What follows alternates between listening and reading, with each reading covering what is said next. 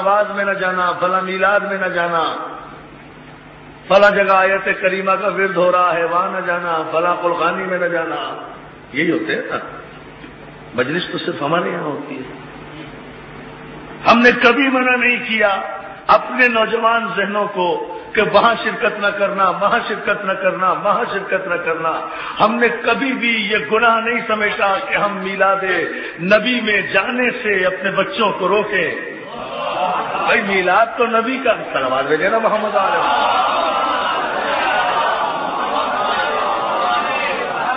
ہم نے اپنے بچوں کو کبھی نہیں روکا کہ فلاں واز کی محفل میں نہ جانا، کبھی نہیں روکا، بڑے اطمینان سے بھیج دیتے ہیں، بلکہ تاکید کرتے ہیں کہ وہاں بھی جانا، بڑے اطمینان سے بھیج دیتے ہیں۔ آخر یہ بزرگوں کو کیوں ایسی دقتیں درپیش آتی ہیں کہ جب محرم آتا ہے تو وہ پوسٹر، پمفلٹ، تقریروں اور کیسٹوں کے ذریعے سے مناہی کرتے ہیں، حرام و حلال کے فتوے دیتے ہیں، بدعت و عبادت کے فتوے دیتے ہیں، وہاں نہ جانا، وہاں نہ جانا، سب جگہ جانا مگر مجلس میں نہ جانا۔ کبھی آج تک کوئی پوسٹر اس بات کے خلاف بھی آیا کہ ٹی وی نہ دیکھنا، ویڈیو نہ دیکھنا، فلم نہ دیکھنا؟ توجہ مجھے بتائیں کبھی آج تک ان علماء نے کوئی ایسا فتویٰ بھی دیا؟ نہیں۔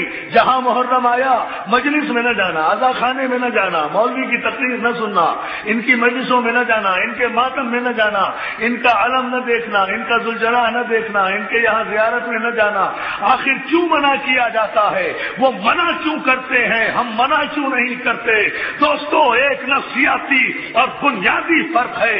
بات صرف اتنی ہے کہ ہم اپنے بچوں کو کبھی منع نہیں کرتے کسی واز میں جائیں، کسی میلاد میں جائیں، لیکن یہ بزرگ اپنے بچوں کو، یہ فتویٰ باز مولوی اپنے بچوں کو مجلسوں میں آنے سے منع اس لیے کرتے ہیں کہ زبان سے اقرار کریں نہ کریں، دل میں تو چور ہے۔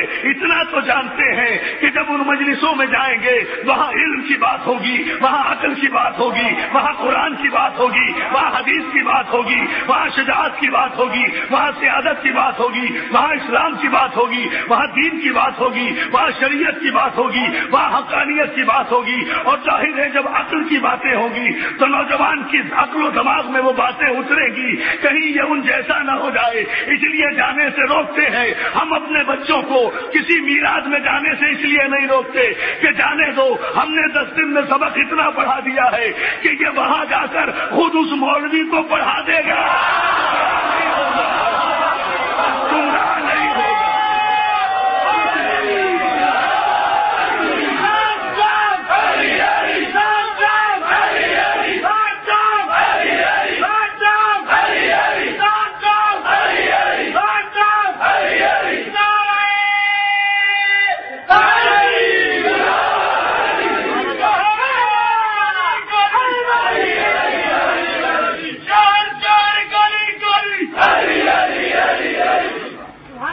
بٹی صاحب اب لگائیں نعرہ، آواز بھیجیں، اتنی بلند آواز ہے۔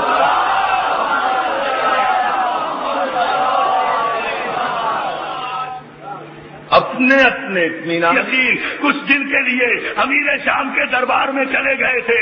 ارے چلے گئے تھے تو کیا فرق پڑا جب 1400 برس کے بعد علی کا غلام کسی مسجد میں جا کر علی کو نہیں چھوڑتا تو علی کا بھائی علی کے کیسے چلا جائے گا؟ ابو طالب کا بیٹا ہے۔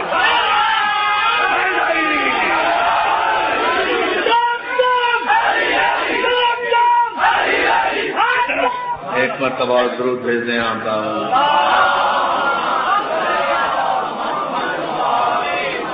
یہ کیفیت یقین کی بات ہے، اس لیے کہ ہماری تاریخ اس مرکز یقین کی تاریخ ہے کہ جس نے کبھی نبی سے یہ نہیں کہا کہ کیوں ہے، کیا ہے، کیسے ہے۔ بارگاہ نبوت میں جہاں کیوں، کیا، کیسے ہوا، آدمی فوراً مسلمان سے سلمان رشدی بن جاتا ہے۔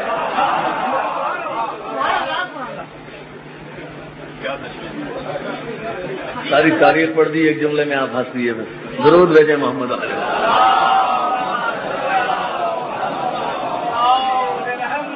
فلا ورب وربک لا یؤمنون حتی یحکموک فیما شجر بینہم ثم لا یجدوا فی انفسہم حرجا مما قضیت ویسلموا تسلیما.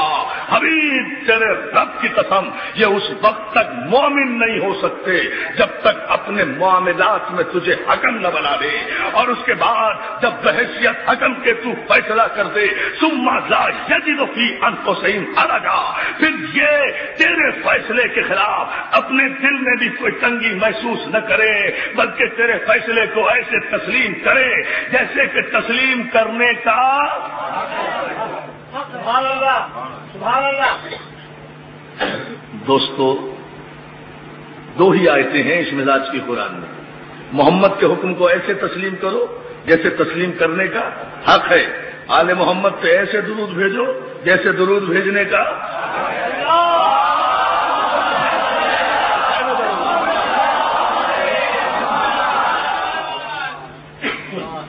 صلوات بھیجے محمد علیہ.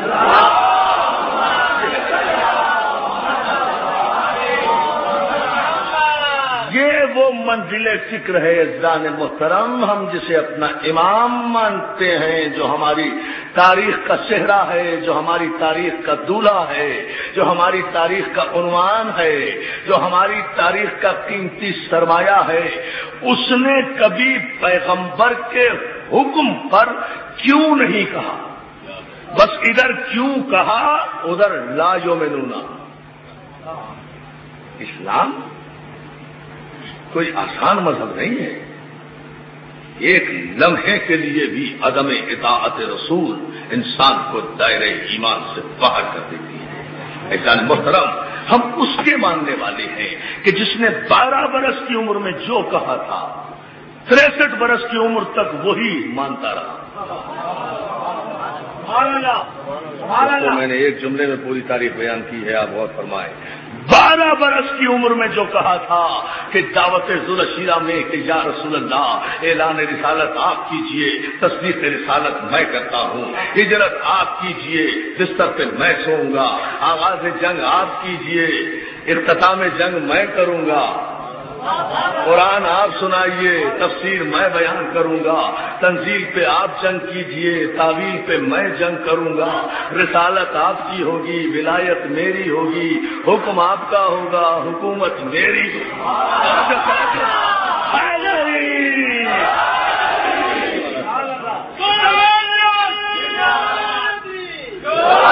وہ جو ہے نا، اس نے 12 برس کی نمبر آ گیا میرے بھائی کا. سکون سے سنے جاؤ.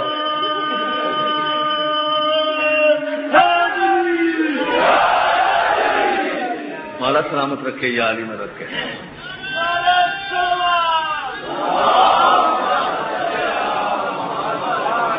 کمال ہے. ایک ہی تو نعرہ آیا تھا مشرقی پاکستان سے.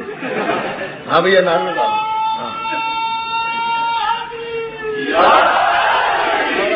رکھے توجہ ہے نا آپ. یہ جانے محترم، یہ محبتیں ہونی چاہیے. یہ ہے وہ بنیادی بات. 12 برس کی عمر میں جس نے وعدہ کیا تھا اس نے 63 برس کی عمر تک اس وعدے نصرت پیغمبر میں کبھی شک نہیں کیا. کیسے کیسے موقع آئے اور اس نے اسلام کی اگر تعریف بھی کی تو یہی کہ الاسلام هو التسلیم والتسلیم هو اليقین والیقین هو التصدیق والتصدیق هو الایمان. اس نے تعریف بھی یہی کی کہ اسلام تسلیم ہے، تسلیم یقین کا نام ہے، یقین تصدیق کا نام ہے، اور تصدیق جب اپنے کمال پر پہنچے تو ایمان کی ابتدا ہوتی ہے، ایمان کی ابتدا ہوتی ہے. عزیزان محترم، اس نے اپنے یقین پر خود دعویٰ کیا تھا کہ لو کشف الختام مزدت یقینا. اگر علی کے سامنے سے آسمان کے پردے ہٹا دیے جائیں تو علی کے یقین میں اضافہ نہیں ہوگا. سبحان اللہ سبحان اللہ. اور جو ہے نا علی کے سامنے سے اگر آسمان کے پردے ہٹا دیے جائیں تو علی کے یقین میں اضافہ نہیں ہوگا. جس منزل یقین پر ہوں اسی منزل یقین پر رہوں گا. اس نے کبھی یہ شک بھی نہیں کیا. بڑے بڑے لوگ پیغمبر کے فیصلے میں